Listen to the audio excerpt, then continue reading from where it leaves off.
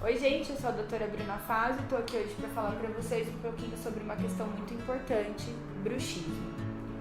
Bom, o bruxismo, todo mundo tem uma vida um pouco estressante hoje em dia e quando a gente acaba dormindo, a gente faz o ato de ranger os dentes com muita força. Isso pode provocar duas coisas: desgaste da estrutura dental e também desgaste da ATM, que é a nossa articulação que fica aqui, que isso pode provocar dor de cabeça, enxaquecas.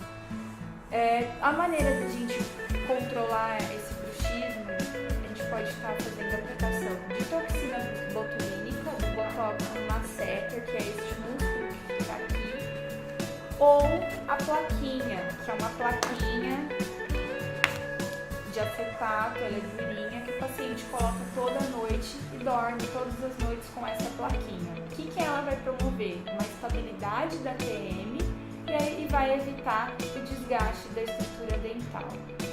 Bom, se você é aquela pessoa que acorda com muita dor de cabeça, com a boca cansada, parece que ficou mastigando a noite inteira, comece a observar se você já não tem um pouco de desgaste nos seus dentes, ou seja, como se tivesse tendo passado uma seninha. Se você ficou com dúvida, acha que você tem sintomas de bruxismo, procure um dentista, venha fazer sua avaliação conosco. Bom, essa foi minha dica para vocês.